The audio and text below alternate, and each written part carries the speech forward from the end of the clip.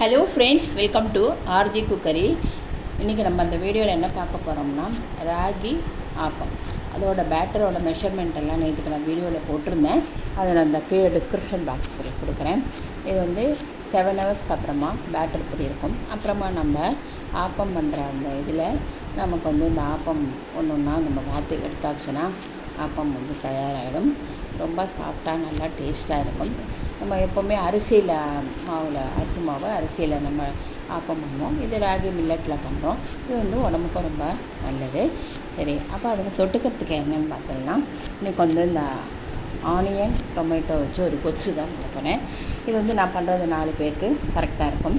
3 பெரிய வெங்காயம் எடுத்து நல்லா குட்டி குட்டியாக நறுக்கி வச்சுருக்கேன். 3 தக்காளி, பெரிய சைஸ் தக்காளி, அதுவும் குட்டி குட்டியாக நறுக்கி எடுத்து வச்சுருக்கேன். அதுக்கப்புறமா கடாயில் வந்து 2 ஸ்பூன் நம்ம எண்ணெய் விட்டுப்போம். எண்ணெய் விட்டுட்டு எண்ணெய் சூடான அப்புறமா கடுகு ஒரு 1/2 ஸ்பூன் கடுகு போட்டுருவோம். கடுகு போட்டு கடுகு வெடித்த அப்புறமா உளுத்தம்பருப்பு ஒரு 1/4 ஸ்பூன் போட்டுட்டு கருவேப்பிலை போட்டுட்டு நான் வந்து காரத்துக்கு வந்து 2 பச்சை மிளகா தான் நான் எடுத்திருக்கேன். உங்களுக்கு எவ்வளோ காரம் வேணுமோ 3 இல்லை 4 கூட போட்டுக்கலாம். சில்லி கூட நம்ம இதில் வந்து காரத்துக்கு போட்டுக்கலாம். அதுக்கப்புறமா நம்ம அந்த நறுக்கி வச்சுருக்கிற நான் 3 பெரிய சைஸ் வெங்காயம் தான் நறுக்கி வச்சுருக்கேன். அது இந்த மாதிரி பொடி பொடியாக நறுக்கி இதில் கடாயில் போட்டுருவோம். போட்டுட்டு அது வந்து அதுக்கு தேவையான உப்பும் போட்டுருவோம். உப்பு போட்டுட்டு பெருங்காயப்பொடி வந்து ஒரு 1/4 ஸ்பூன் பெருங்காயப்பொடியை போட்டுட்டு நல்லா அது வந்து வெங்காயம் வந்து அடுப்பை வந்து மீடியம் ஃப்ளேம் வச்சு நல்லா வதக்குவோம். வதக்கிட்டு அதுக்கப்புறமா நம்ம நறுக்கி வச்சுருக்கிற தக்காளி இருக்குது இல்லையா, 3 பெரிய சைஸ் தக்காளி, அதுவும் இந்த மாதிரி குட்டி குட்டியாக நறுக்கிட்டோம். ஏன்னா குட்டி குட்டியாக நறுக்கிறதுனால நமக்கு வந்து ஈஸியாக வந்து வெந்துடும் அது. அப்புறமா நல்லா சாஃப்டாகிடும். அப்புறமா அந்த தக்காளியும் போட்டு அதுக்கு தேவையான உப்பு முதலே போட்டாச்சு. கொஞ்சம் தேவையான 1/4 ஸ்பூன் வந்து மஞ்சப்பொடி போட்டுப்போம்.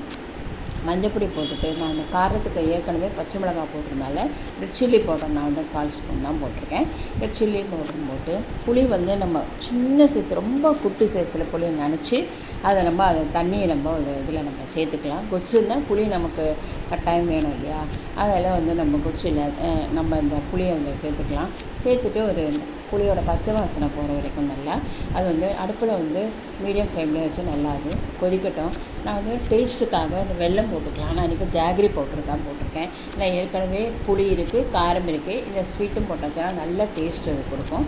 அது வந்து 1 ஸ்பூன் வந்து நான் ஜாகரி பவுடர் சேர்த்துறேன். வெல்லம் இருந்தால் வெல்லமும் போட்டுக்கலாம்.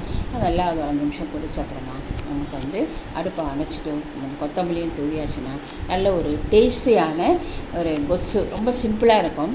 அது வந்து டேஸ்ட்டாகவும் இருக்கும். தக்காளி வெங்காயம் போட்டு ஒரு கொத்து ஆப்பம், ராகி ஆப்பம் இது வரைக்கும் ட்ரை பண்ணலான்னா ட்ரை பண்ணி பாருங்கள். அதுக்கு தொட்டுக்கிறதுக்கே இது நல்ல காம்பினேஷனாக இருக்கும். தேங்க்யூ.